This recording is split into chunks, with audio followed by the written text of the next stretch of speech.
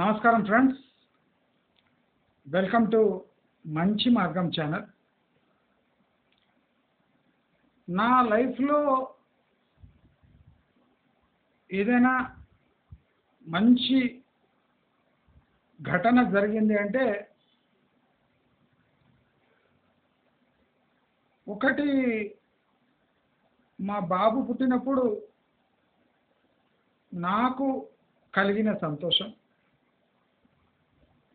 అంటే ఘనకార్యం చేసినా అని కాదు,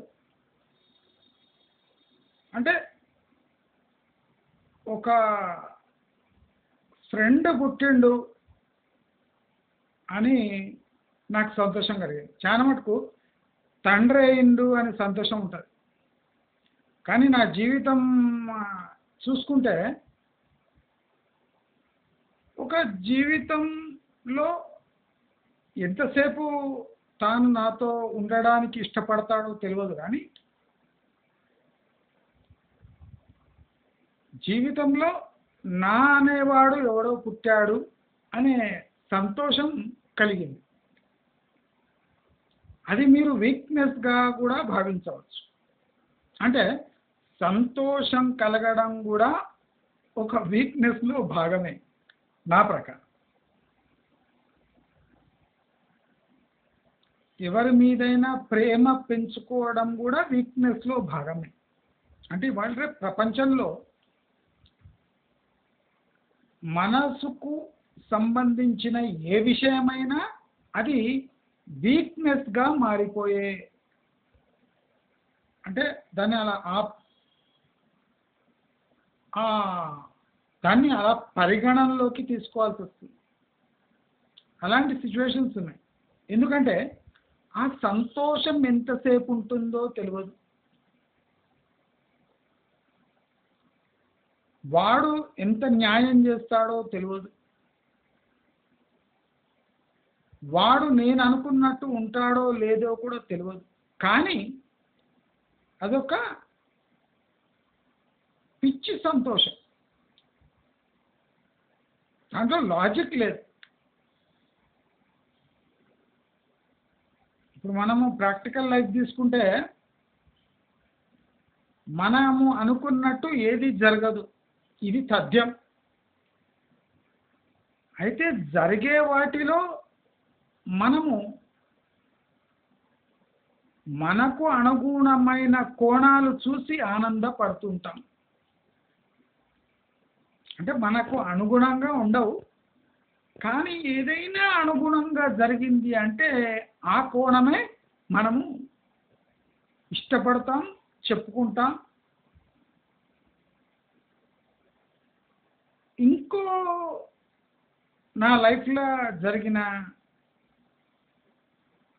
అతి ముఖ్యమైన ఘటన, ఈ మంచి మార్గం అనే ఛానల్ అనుకోకుండా సక్సెస్ కావడం. అంటే డబ్బు రూపేణా నాకు సంతోషం కన్నా 10 మందితో ఏ బాధరు బందీ లేకుండా నా విషయాలు, అంటే నా మనసులో ఉన్న విషయాలు బయట కలగటం, వాళ్ళు మరి అంటే నన్ను పర్సనల్గా ఏం ఇంటరాక్షన్ లేకపోయినా వారు నా వీడియోలు చూసి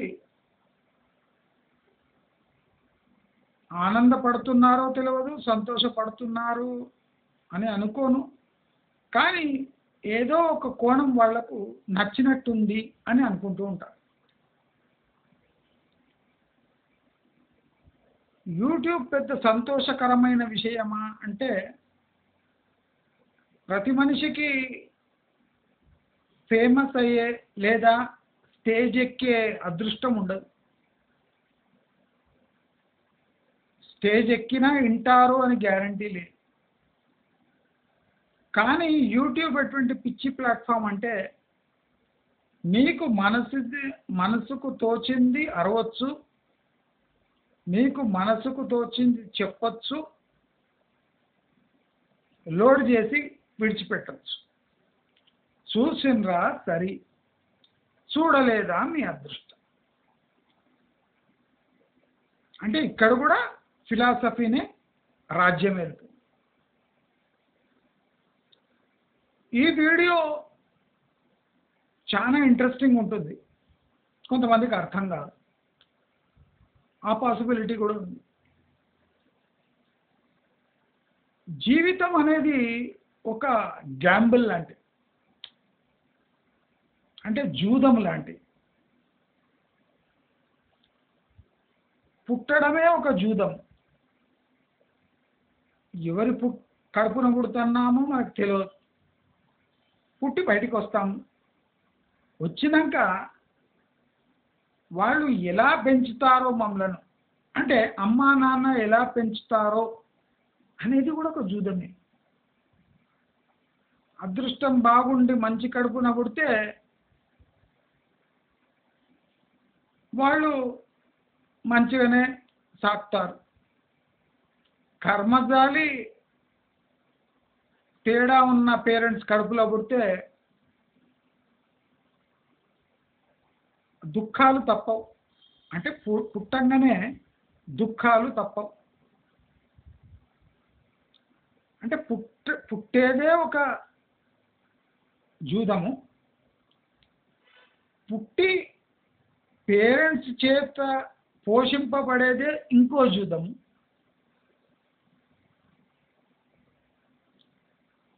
మనము ఏ సంస్కారంతో పెంచబడ్డామో అది కూడా ఒక జూదమే.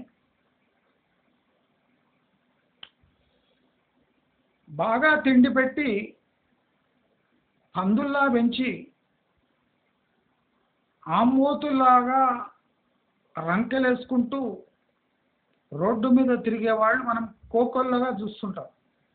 అంటే పెంచడంలో ఏ తప్పు చేయలే, కానీ సంస్కారం ఇవ్వడంలో వాళ్ళు అంటే ఫెయిల్ అయ్యారు. అంటే పేరెంట్స్కే సంస్కారం అంటే దాని ట్రూ మీనింగ్ తెలియదు. కొంతమందికి సంస్కారము అంటే వీక్నెస్ కింద లెక్క వస్తుంది. అది ఇవాళ రేపు సమాజంలో కరెక్ట్ కూడా. చాలా సంస్కారవంతులైతే బతికేది కష్టం. అందరూ మనల్ని ఏలెత్తి చూస్తారు. ఏ ప్రాబ్లం, ఏ కొంచెం తేడా వచ్చినా సంస్కారం సంస్కారం అన్నాడు, ఇక్కడేమో సంస్కారహీనుల్లాగా చేస్తున్నాడు. అంటే సంస్కారహీనుల్ని ఎవడు ఏమన్నాడు? సంస్కారంని మనం పోషిస్తే అదే మనను కాటేస్తుంది. ఇది కూడా ఒక గ్యాంబులే. మన అదృష్టం బాగుంటే సంస్కారవంతులుగా బయటపడతాము, లేదా మనకు మనము సోయి వచ్చినాక ట్రాన్స్ఫార్మ్ చేసుకునే వెసులుబాటు మనమే కలిగించుకోవాలి. అంటే మన నుంచే ఆ సంస్కారం స్టార్ట్ కావాలి.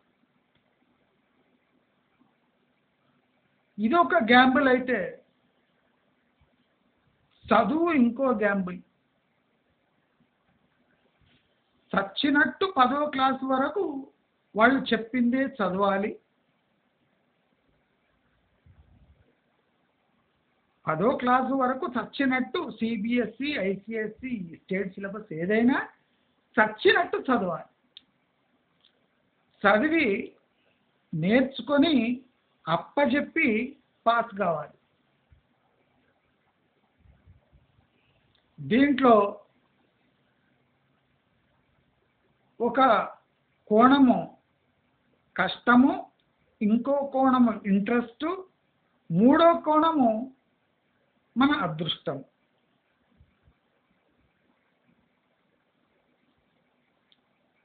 చదువులాగా చదవగలిగే అదృష్టం కూడా ఉండాలి. ఎందుకంటే కొంతమంది పేరెంట్స్ చదువును ప్రొఫెషనల్ థింగ్ లాగా భావించి పిల్లలను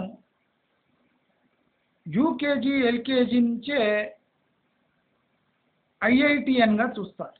లేదా ఒక ప్రొఫెషనల్ వ్యక్తి ఎల్కేజీ చదివినట్టు భావిస్తారు.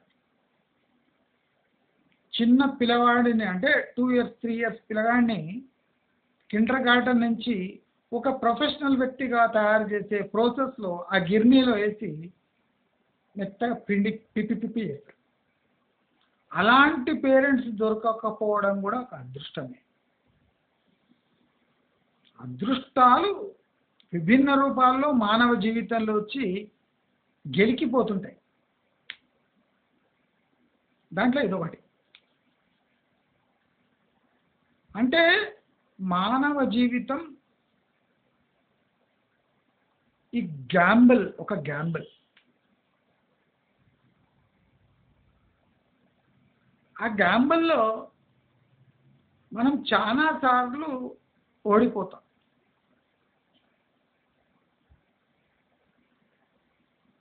మనం ఏమనుకుంటామంటే మనం అన్నీ కరెక్ట్ చేస్తాము, అయినా అదృష్టం బాగాలేక ఇలా జరిగినాయి. ఆ అదృష్టం బాగాలేని ఫేజే దాన్నే జూదము అంటారు.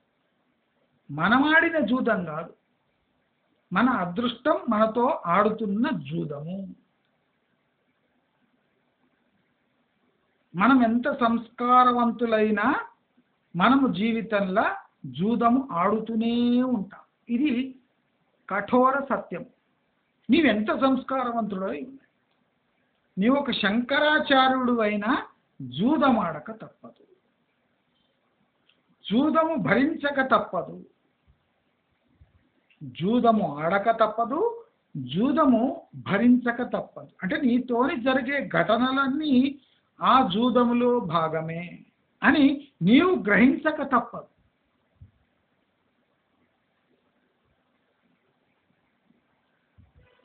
లైఫ్లో ప్రతి ఒక్క ఘటన సవాలు. ప్రతి ఒక్క ఘటన మీరు అబ్జర్వ్ చేయండి. ప్రతి ఒక్క ఘటన అంటే నీవు ఊహించలేకుండా నీ ముందర వచ్చే పడే ఒక సిచ్యువేషన్. దాన్ని దాటడము ఒక గ్యాంబుల్. అంటే నీకు క్వశ్చనే తెలియనప్పుడు దానికి ఆన్సర్ ఎతికి నీవు బయటపడాలి. లైఫ్ చాలా ఇంట్రెస్టింగ్ ఉంటుంది.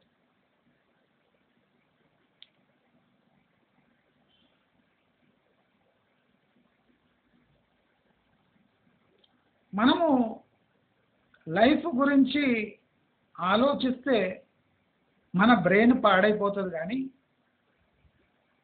లైఫ్ను దాటాలి అంటే లైఫ్ను ఒక సపరేట్ కోణంలో చూడాలి, అయితేనే మజా వస్తుంది. నేను ఎప్పుడు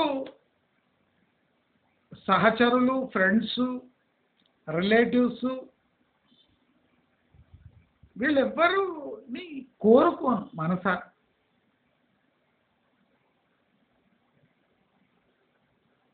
అంటే దాన్ని నేను లైఫ్లో చూసిన కోణాలు, ఎన్నో కోణాలు చూసినా కనుక నాకు ఈ కోణము చాలా బాగా నచ్చింది.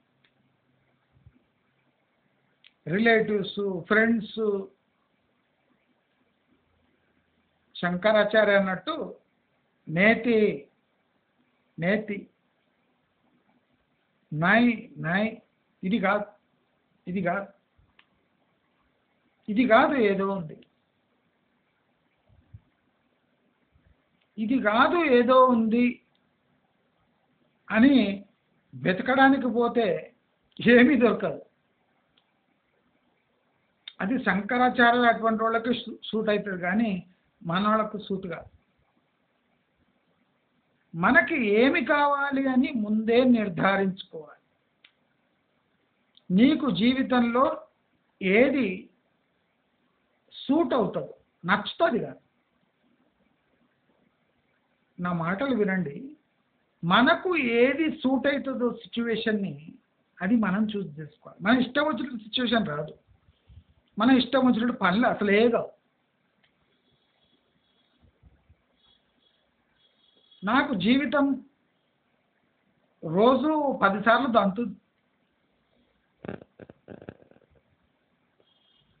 అంటే ఆ తన్నులు అలవాటైపోయింది. జీవితం దానికన్నా ఎక్కువ ఏం పీకలేదు. మనకి ఈకలే లేవనుకోండి, ఏం పీకుతారు? ఈకలు ఉంటే పీకే బాధ ఉంటుంది. మనకి ఈకలే లేవనుకోండి, ఏం పీకుతుంది జీవితం? పీకలే. బ్రాయిలర్ కోడి పీకితే ఇంకేముంటుంది? సావు తప్ప. మన బ్రతుకు అంటే బ్రాయిలర్ కోడి లాంటివి. ఈకలన్నీ పీకబడ్డాయి, ఇంకా ఆ మిషన్లో వేసి తిప్పేదే, అంటే సావు. ఆ పీకబడ్డ ఈకలతో జీవితకాలం నెట్టుకు రావాలి.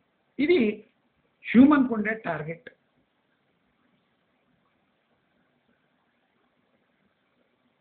అంటే మన లైఫ్లో ఏది మనం అనుకుంటాం కానీ ఒక 100 స్కేల్ పెడితే ప్రతి ఒక్క పని 70 దాటదు, 70 to 80 దాటదు. 100/100 అయిందంటే అది దేవుడు దిగొచ్చినట్టే లెక్క. మనం ఆ 70లోనే సంతోషం వెతుక్కోవాలి. ఇప్పుడు నా అటువంటి వాడు అయితే ఎప్పుడు 10, 20, 30 దాటదు, 70 ఖాళీ ఉంటుంది పైన. ఈ 20, 30, 10లోనే వెతుక్కోవాలి. మన పాసిబిలిటీస్ ఉన్నాయా, దీంట్లో ఏమైనా సంతోషం ఏమైనా దాగుందా? మీరు నమ్ముతారో లేదో, పొద్దున పెద్ద పెద్ద బ్యాగులు వేసుకొని పేపర్ చెత్త ఏరుకోవడానికి వస్తుంటారు. వాడు రాగానే కుక్కలు అరుస్తాయి గల్లీలో, ఓకు వీళ్ళు వచ్చిండ్రు.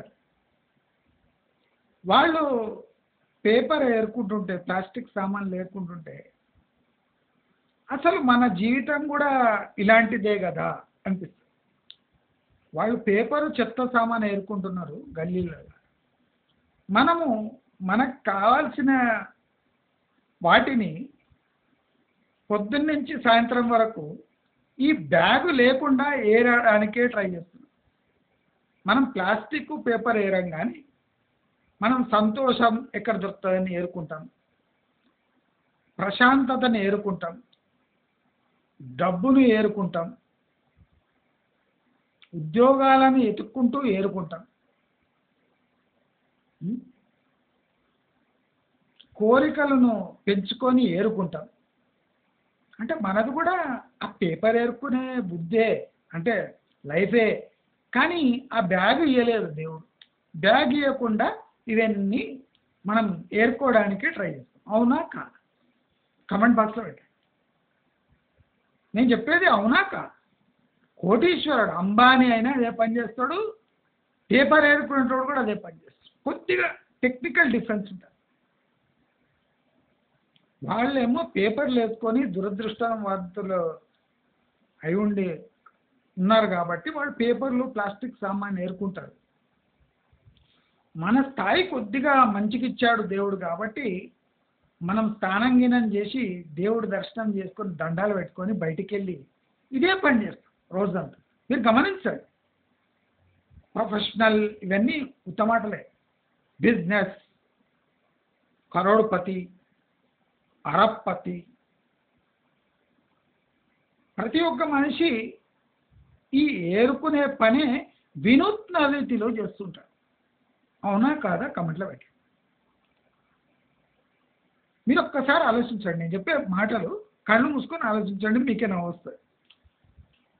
మీకు ఎట్లా నవ్వు వస్తుంది అంటే మీరే ఆ బ్యాగ్ వేసుకొని ఏరుకున్నట్టు ఫీలింగ్ వస్తుంది. మీరు ఒక్కసారి కళ్ళు మూసుకొని ఈరోజు రాత్రి మంచి మార్గంలో ఈ గురుదత్ చెప్పిన మాట మన లైఫ్లో కరెక్టా కాదా అని ఒక్కసారి పరకాయ ప్రవేశం చేయండి. మిమ్మల్ని మీరు చూస్తూనే వస్తుంది. అరే చిన్న మనం ఇదే పని చేస్తున్నాం కదా అనిపిస్తుంది. అవునా కాదు? మనమేమో మనం ఉన్నత బతుకులు అనుకుంటాం. ఇప్పుడు కోటీశ్వర్లు కూడా సంతోషం కోసం బ్యాగ్ వేసుకొని ఎతుకుతూనే ఉంటారు. డబ్బు లేనోడు డబ్బు కోసం ఎతుకుతూనే ఉంటాడు.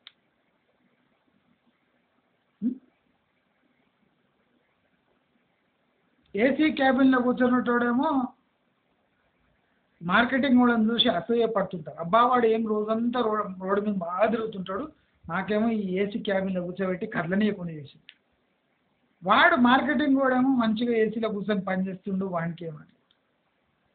ప్రాక్టికలీ ఇద్దరు దురదృష్టవంతులే, ఇద్దరు దురదృష్టవంతులే.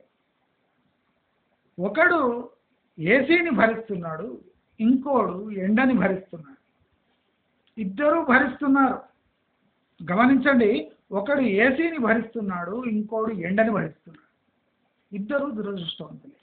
కానీ ఇద్దరు దురదృష్టవంతులు తమ ప్రొఫెషన్లో అదృష్టాన్ని ఎత్తుకుంటున్నారు. Simple life. ఇది గ్యాంబ్లింగ్ కాదా? మనకిష్టం లేనిది మనతో బాటే ఉంటూ మనను వెక్కిరిస్తూ మన సంకలనే ఉంటుంది, అది మనకిష్టం లేనిది దాన్ని ఇష్టపడేటట్టు చేస్తుంది. లైఫ్ ఎంత డేంజరస్ చూడండి, ఎంత క్రిమినల్ లైఫ్ చూడండి. లైఫ్ అంటేనే క్రిమినల్. మనకిష్టం లేని మన సంకలనం ఉంటుంది, సంకల నుండి మనని గిల్లుతుంటుంది. గిల్లి నేను నీకు ఇష్టమా లేదా చెప్పు, నేను నీకు ఇష్టమా లేదా చెప్పండి. అది ఒక 1000 సార్లు వేస్తుంది ప్రశ్న. మనకి ఇష్టం ఉండదు, సంకల కూర్చొని ఉంటుంది, గిల్లుతుంటుంది, గిచ్చుతుంటుంది. దిగమంటే దిగదు. మళ్ళీ వాళ్ళు అడుగుతుంటారు, నేనంటే నీకు ఇష్టమా లేదా, నేనంటే నీకు ఇష్టమా లేదా. లాస్ట్కి ఏమంటాం మనం, చెయ్యమ్మ పోతే పని ఇష్టం పో అంటాం.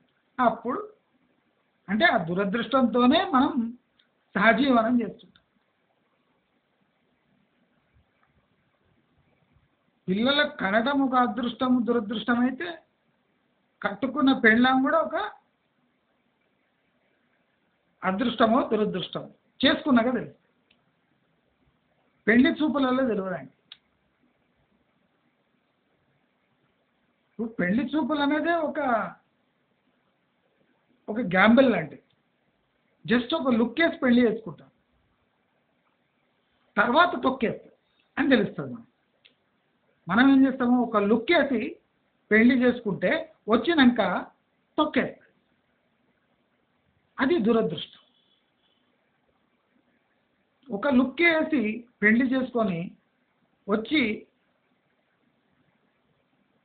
సేవ చేస్తుందో లేదా సహకరిస్తే కూడా అది అదృష్టం. అంటే లుక్ వేయడం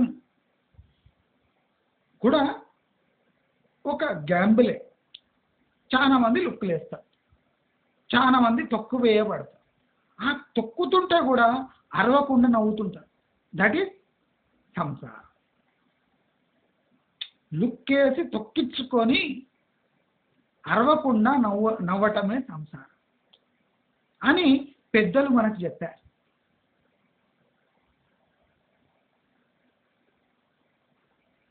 లుక్ వేసి వచ్చి సహకరించి జీవితంలో సహకరిస్తే ఆమె ఈ సహధర్మచారిణి అనే కొన్ని వర్డ్స్ ఇచ్చారు, అలాంటి ప్రాపర్టీ అన్నట్టు. ఈ తొక్కేసేదేమో శని, ఆడ రూపంలో ఉన్న శని. శని పాపాత్ముడు కాదు, శని దేవత అనేవాడు మన కర్మ కొద్దీ మనకు కొన్ని తగిలిస్తాడు కొండి. అలాంటి కొండే ఈ కొండి.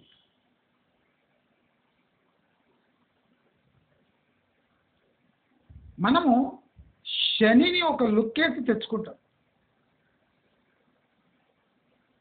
అన్ఫార్చునేట్లీ కొన్ని శనిలు అందంగా ఉంటాయి, దానివల్ల పప్పులో కాలేసి తెచ్చుకుంటాం.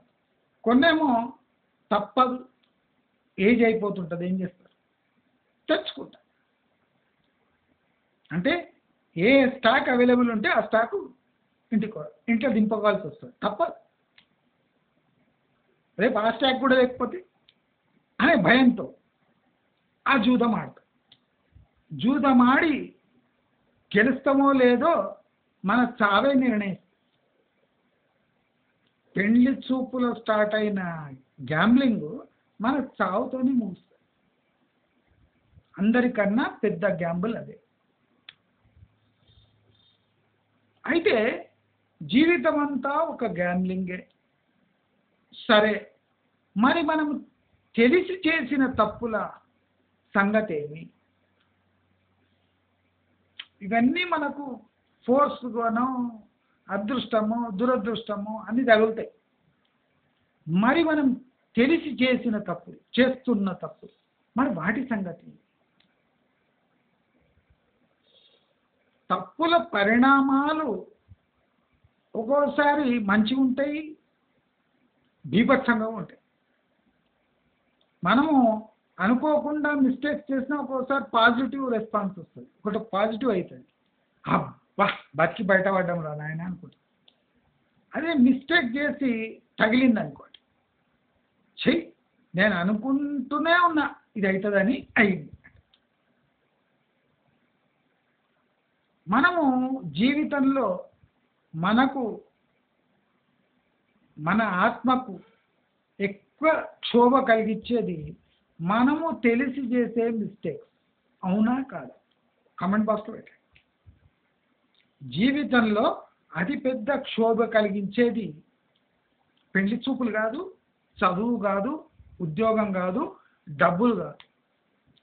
తెలిసి చేసి దాని పరిణామాలను మనము అంటే హోషలో ఉండి, అంటే సోయిలో ఉండి అనుభవిస్తున్న వ్యధ మనను కాల్చి చంపుతుంది, బతుకున్నప్పుడే దహనం చేస్తుంది. అవునా కాదా? Comment box. తెలిసి చేసిన తప్పులంత దౌర్భాగ్యపు పని ఇంకోటి లేదు. ఈ తెలిసి తప్పులు ఎందుకు జరుగుతాయి? ఇది ఒక పెద్ద ప్రశ్న. తెలిసి తప్పులు ఎందుకు జరుగుతాయి? దీనికి ముఖ్య కారణము మనకు మనపై కంట్రోల్ లేకపోవడము, మన థాట్స్ పై, అంటే మనం ఎలా ఆలోచిస్తామో దానిపై కంప్లీట్ కాన్ఫిడెన్స్ లేకపోవడం. అంటే అయోమయంగా తీసుకునే నిర్ణయాలు మనని దహనం చేస్తాయి, బతుకుండగా దహనం అయిపోతాం. ఇది చాలా పెద్ద మిస్టేక్. గ్యాంబ్లింగ్ కన్నా పెద్ద మిస్టేక్ తెలిసి చేసే తప్పు.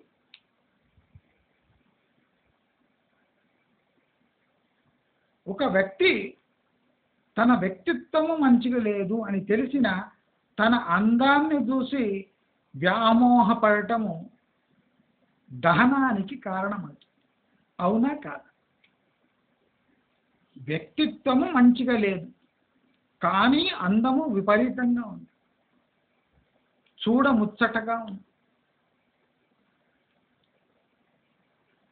ఒక పమేరియన్ కుక్కని తెచ్చుకున్నట్టు, చూడడానికి జూలు ముట్టుముట్టుగా ఉంటుంది, కానీ పమేరియన్ కుక్క కరుస్తుంది ఎక్కువ, అనుకోకుండా రియాక్ట్ అవుతుంది, ఎప్పుడు అరుస్తుంటుంది గట్టి గట్టి. దానికి ఏం చేత కాదు, ఇంతే ఉంటుంది అంటారు. దానికి ఏమో పెద్ద ధైర్యం ఉన్నట్టు, కాలికి వేసి తొక్కేస్తే చచ్చిపోతుంది. అంటే పక్కా ఉంటుంది. పమేరియన్ చూసి ఉండొచ్చు, జూలు తెల్లగా ఉంటుంది, అది గట్టి గట్టిగా అరుస్తుంది. అంటే దాని అరుపు చూస్తే ఇది పెద్ద బాహుబలిలాగా అరుస్తుంది, తొక్కుతూ చచ్చిపోతుంది. కానీ అది మనం అందం చూసి తెచ్చుకుంటాం, దాన్ని అరుపులు మళ్ళీ వినలేకపోతాం. అలాంటిదే లైఫ్లో కొన్ని మనం చేస్తూ ఉంటాం. అందానికి పడిపోవటం, పైన పటారం చూసి పడిపోవటం.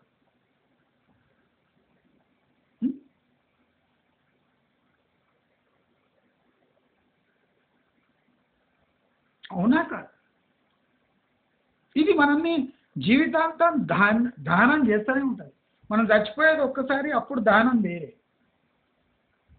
ఇది ఆత్మని అంతరాత్మని ఎప్పుడు క్షోభ పెడతా ఉంటుంది. ఎందుకు పెడుతుంది? మనము మురిసిపోయినాం కనుక, హోష లేకుండా డిసిషన్ తీసుకున్నాం కనుక మనం దహన పడుతూనే ఉన్నాం. అవునా కాదు? ఆ పెద్ద మిస్టేక్ తర్వాత మనం రెండో పెద్ద మిస్టేక్, జనాల కోసం పనిచేయటం. అంటే జనాల కోసం వృత్తిని ఎంచుకోవద్దు. Software, hardware, bank job, foreign job అని ఎగబడుకుంటా పోతుంటాం. ఎగబడి జాయిన్ అవుతుంటాం. అందరికీ సాఫ్ట్వేర్ ఇష్టమా? చెప్పండి, మీరే చెప్పండి. సాఫ్ట్వేర్లో పనిచేసేటోళ్ళే చెప్పండి. నీకు ఏమన్నా కోడ్ రాయటం అవన్నీ నీకు అవసరం, ఇష్టమా? ఇష్టం ఉండదు. డబ్బులు వస్తాయని చెప్తా. అవునా కదా? 100కి నా ప్రకారం ఒక 30 మందికి ఆ కోడ్ రాయటము, ఆ కంప్యూటర్ మీద చేయటం ఇష్టం. 70% మందికి ఇష్టం ఉండదు, కానీ డబ్బులు వస్తాయి కనుక ఆ వృత్తిని ఎంచుకుంటారు. దానివల్ల కూడా మీ జీవితాంతం మీరు దహనం చెందుతూనే ఉంటారు. నిప్పు ఉండదు, అంతే. లోపల కాలుతూనే ఉంటుంది. జీవితాంతం కాలుతూనే ఉంటుంది. అవునా కాదా? నా గ్యారంటీ ఇది. సరే, ఇది ఇట్లా తగలడింది అని మనము ఈ ఇల్లు కొందాము.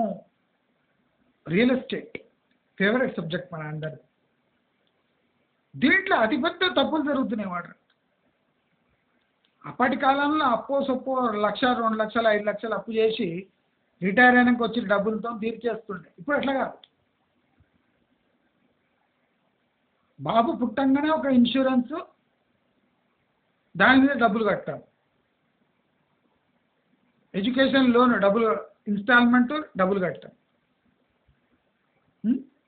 హౌసింగ్ లోను 20 ఏండ్ల లోను. ఇంట్రెస్ట్ రేట్ వడ్డీ ఎక్కువైందంటే 25 ఏండ్లు. ఎన్ని ఏండ్లు అవుతుందో. వాడు దాంట్లో ఉండటం తక్కువ, దహనం ఎక్కువ. దాంట్లో ఉండటం తక్కువ, లోపల నుంచి దహనం అయిపోయేది. ఈఎంఐలు కట్టలేక సతమతం అవడం అంటే దహనం కావడం అని అర్థం. అవునా కాదు? ఇల్లు అందాన్ని చూసుకొని గృహప్రవేశం చేసి లోపల పోయినాక సీన్ అర్థమవుతుందా లేదా? నేను ఏదో తప్పు చేశాను అని తప్పు చేసినాక తెలిసి తప్పు చేయటం అంటే ఇది. 10 మంది కోసం ఇల్లు కొనే అంత దౌర్భాగ్యమైన పని ఇంకోటి. నీ మనశ్శాంతి కోసం ఇల్లు కొను. నీవు దాంట్లో జీవించటానికి ఇల్లు కొను. నీకు చేతనైతే మాత్రమే కొను. నీకు టైం వేస్ట్ అనిపించదు అంటేనే కొను. నీవు దానివల్ల నష్టపోతున్నావని గ్రహిస్తేనే కొను.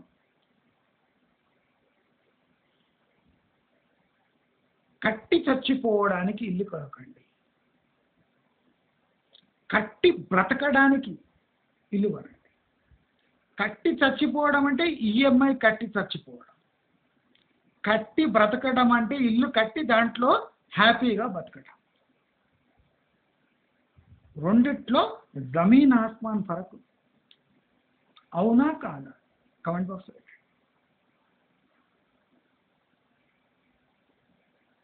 అన్నీ గ్యాంబ్లింగే.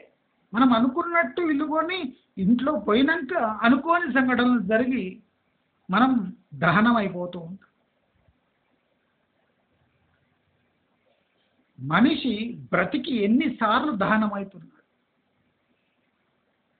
బ్రతికి దహనం అవ్వటం చస్తూ బతకడంతో సమానం.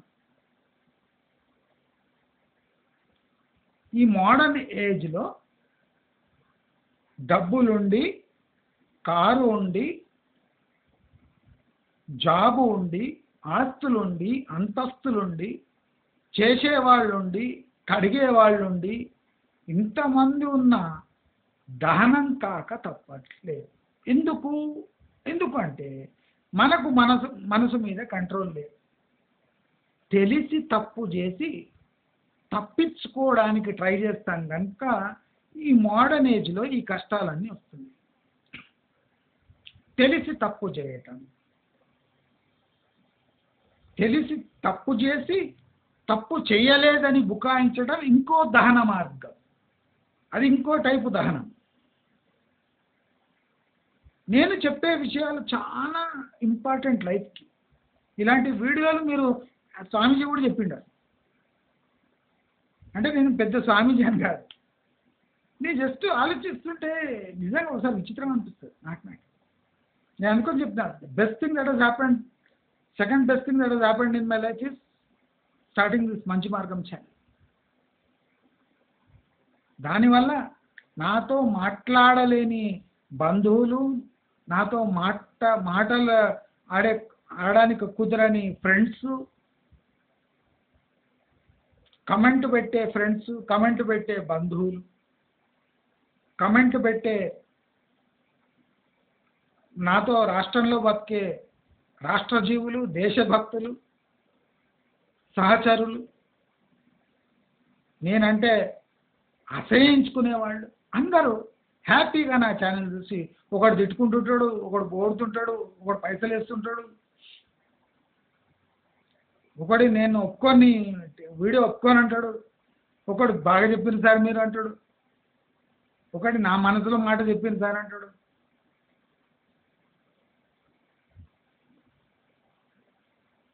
అంటే అగ్రి అయితూ డిసగ్రీ అయితూ డబ్బులు ఇచ్చి తిడతారు కొంతమంది.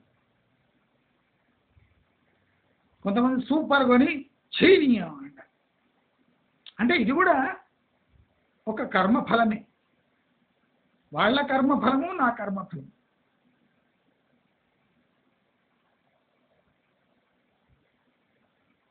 అడిగినా 10 రూపాయలు ఇయ్యని సమాజం ఇది.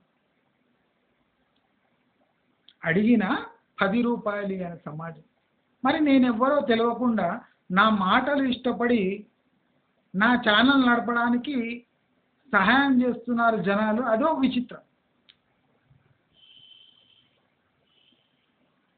అడిగితే 100 రూపాయలు ఇవ్వడు వాడు. ఫస్ట్ నా అవతారం చూస్తాడు, తర్వాత నా చేతిలో ఉన్న సెల్ ఫోన్ చూస్తాడు, తర్వాత నేను ఎక్కడ ఉంటున్నో చూస్తాడు, తర్వాత డబ్బులు ఇస్తాడు. కానీ ఇక్కడ ఏం లేదు. నా సెల్ ఫోన్ ఏదో తెలియదు, నేనెవరో తెలియదు, నా పేరు కూడా సరిగ్గా తెలియదు, నేను ఎవరో తెలియదు, అయినా నా ఛానల్ నడపడానికి డబ్బులు ఇస్తున్నారు. ఇది అదృష్టం. ఇలాంటి వాళ్ళు నా ఛానల్ చూడడం నా అదృష్టము, వాళ్ళ అదృష్టం కూడా. మరి డబ్బులు ఇవ్వడం ఇంకో అదృష్టం. ఏది అంత ఈజీగా తీసుకోవచ్చు. నా లైఫ్లో అది నేర్చుకున్నాను. 5 రూపాయలు కూడా ఏ క్షణంలో 5 రూపాయలు అవసరం పడతాయి. 5 రూపాయలు చెప్పలేదు. రాబోయే రోజుల్లో మన పరిస్థితి ఎట్లుంటుంది.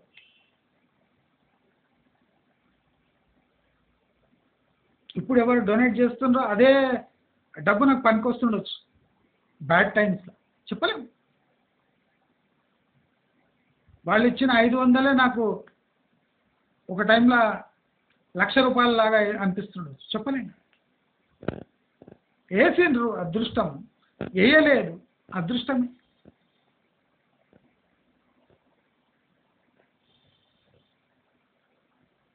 వేయలేదు అంటే మనము ఓవర్గా ఎక్స్పెక్ట్ చేసినాము అని అర్థం. వేసిండ్రు అంటే మనలో నమ్మకం ఉంది అని అర్థం.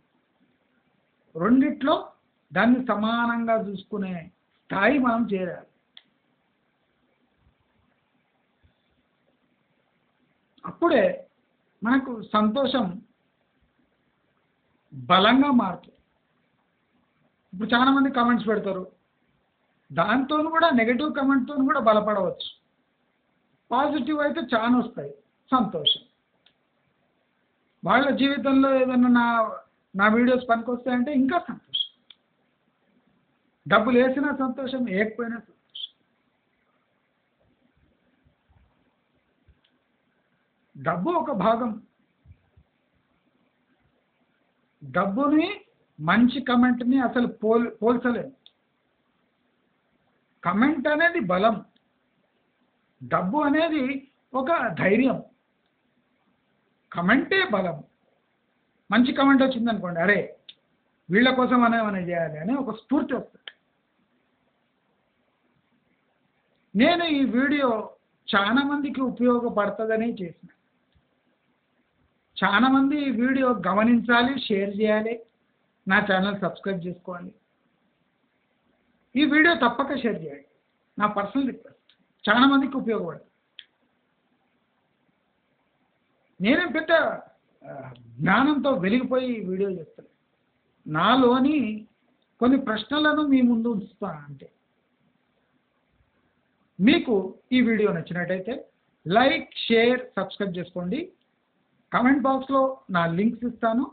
మీరు ఆ ఛానల్ని పోయి సబ్స్క్రైబ్ చేసుకోవచ్చు, లేదా నా ఫేస్బుక్ ద్వారా నాతో మీరు చాట్ చేయొచ్చు. నమస్కారం.